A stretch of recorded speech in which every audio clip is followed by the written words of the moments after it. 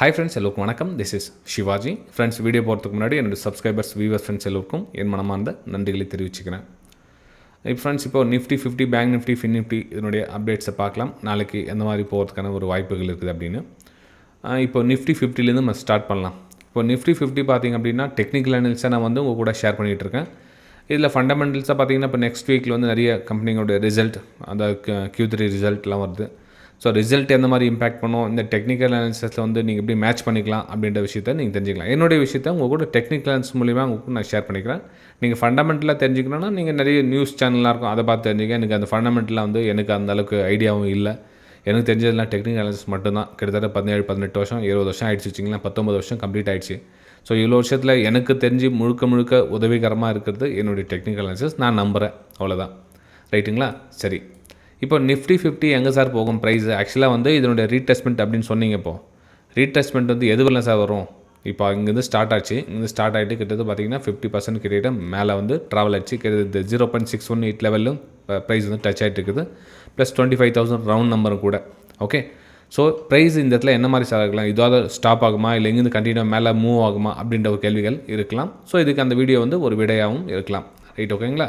சரி, இதில் என்னுடைய வியூஸ் உங்கள் கூட ஷேர் பண்ணிக்கிறேன்.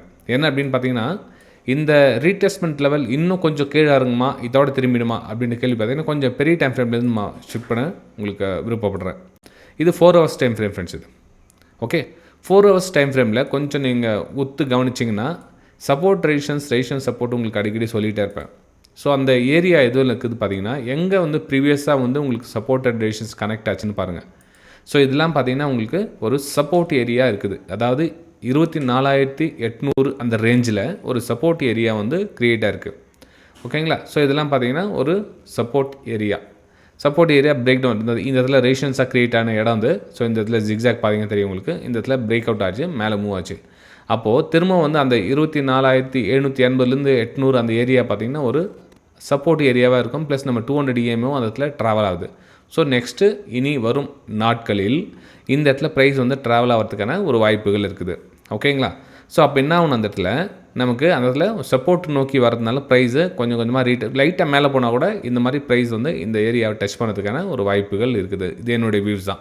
ரைட்டுங்களா? அப்போ என்ன சார், இன்னும் மேலே போகுமா அப்படின்னு, இங்கே கீழே போகுமா அப்படின்ற கேள்வி அங்கே நீங்கள் அந்த இடத்துல பார்த்தீங்கன்னா புரியும். இந்த இடத்துல நோக்கி வருதுன்னா நம்ம என்ன பண்ணலாம்? So wait for correction. Every break டவுனில் நீங்கள் வந்து ஒரு ஷார்ட் சைடுக்கான பிளான் பண்ணி நீங்கள் ட்ரேட் எடுக்கலாம். ஏன்னா இன்னும் இப்போ 24,967 25,000 ரவுண்ட் நம்பர் இருக்குது. அப்போது இன்னும் ஒரு 200 பாயிண்ட் வந்து டவுன் சைடுக்கில் இன்னும் கொஞ்சம் கேப் இருக்குது. அந்த கேப் கிட்ட சப்போர்ட் பிரேக் டவுன் ஆகுமா, ரெசிஸ்டன்ஸ் ரிகவர் ஆகுமா?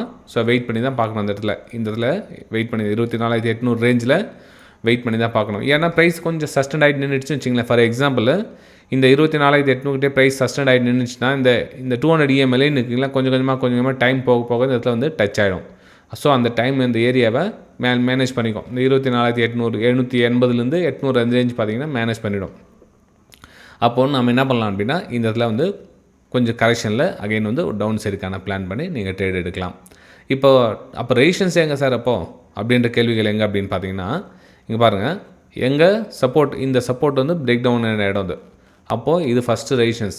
ரெண்டாவது ரெசிஸ்டன்ஸ் இது எங்களா பாருங்கள், இந்த ரெசிஸ்டன்ஸ் பிரேக் டவுன் இடத்துல. ஸோ இதெல்லாம் பார்த்தீங்கன்னா ஒரு ரெண்டாவது ரெசிஸ்டன்ஸ்.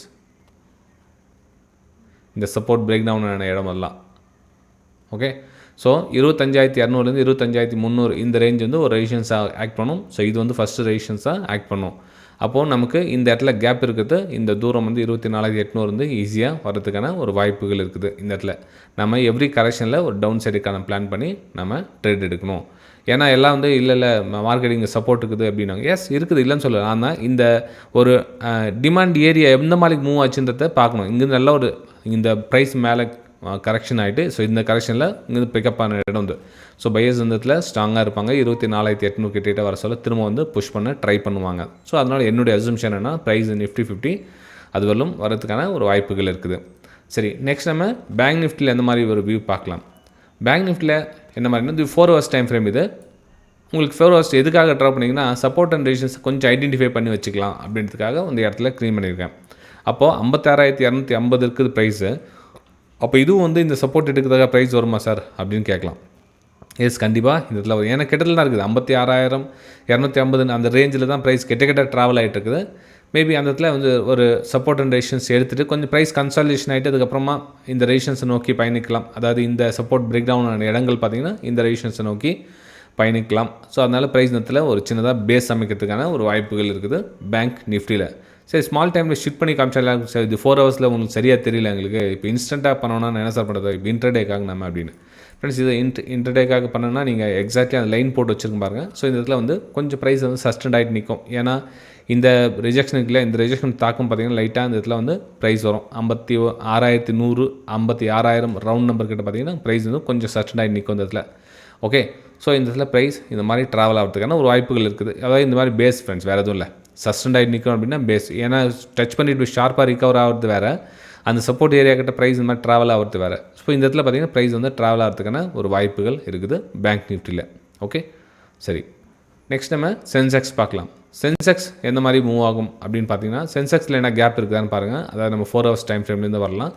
4 ஹவர்ஸ் டைம் ஃப்ரேமில் ஏதாவது சப்போர்ட் அண்ட் ரெசிஸ்டன்ஸ் இருக்குதா, ரெசிஸ்டன்ஸ் சப்போர்ட் பிரேக் டவுன் இடங்கள் இருக்குதா அப்படின்னு பார்த்திங்க அப்படின்னா கிட்டத்தட்ட நம்ம அந்த லைன் நிஃப்டி 50ல் என்ன லைன் ட்ரா பண்ணுமோ கிட்டத்தட்ட அந்த மாதிரி தான் இருக்குது. அப்போ கிட்டத்தட்ட எந்த மாதிரி சும்மா ட்ரா பண்ணி பார்க்கலாம் எந்த மாதிரி மேட்ச் ஆகுதா இல்லையான்னு. ஓகே, கிட்டத்தட்ட மேட்ச் ஆகுது.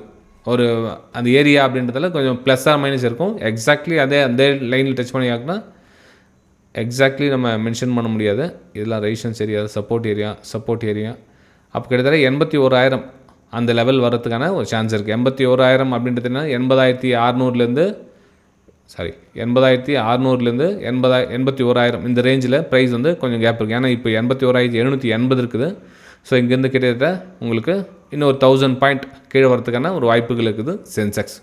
ஓகே, ஸோ இந்த வாய்ப்பு நீங்கள் பயன்படுத்திக்கலாம். எப்படி பயன்படுத்துறது அப்படின்னா சேம் அது கரெக்ஷனில் நீங்கள் கரெக்ஷனில் அதில் உங்களுக்கு மேலே எவ்ரி மேலே போகிற மாதிரி காமிக்கிறது இல்லையா. ஸோ அதில் வந்து நீங்கள் ஒரு ஷார்ட் சைடுக்கான பிளான் பண்ணால் பெட்டராக இருக்கும். எப்படி சார் ஷார்ட் சைடுக்கான பிளான் பண்ணுறது, கொஞ்சம் ஸ்மால் டைமில் ஷிஃப்ட் பண்ணி காமிச்சிருங்க அப்படின்னு கேட்டிங்கன்னா ஸோ இங்கே வெரி சிம்பிள். இங்கே பாருங்கள், இப்போது எங்கேருந்து உங்களுக்கு சப்போர்ட் பிரேக் டவுன் இடங்கள்லாம் இந்த சப்போர்ட் ஆன பிரேக் டவுன் 82,080 பார்த்திங்கன்னா ஒரு சப்போர்ட் பிரேக் டவுன் ஆன இடம். ஸோ இதெல்லாம் பார்த்திங்கன்னா உங்களுக்கு ஒரு ரெசிஸ்டன்ஸ் ஜோனாக அமையும். ஸோ இந்த ரெசிஸ்டன்ஸ் ஜோனை நீங்கள் ஒரு ஷார்ட் சைடுக்கான ஆப்பர்ச்சுனிட்டியாக நீங்கள் பயன்படுத்தி நீங்கள் ஷார்ட் சைடுக்கான பிளானை நீங்கள் பயன்படுத்தலாம். அதில் ரெண்டாவது ரெசிஸ்டன்ஸ் அப்படின்னு பார்த்தீங்கன்னா 82,340 அது பார்த்திங்கன்னா ரெண்டாவது ரெசிஸ்டன்ஸ். 2 ஏரியாவில் உங்களுக்கு ப்ரைஸ் ரிஜெக்ஷன் தெரிஞ்சிச்சு அப்படின்னா சின்னதாக ரிஸ்க் எடுத்து அங்கே வந்து ஷார்ட் சைடுக்கான பிளான் பண்ணுங்கள்.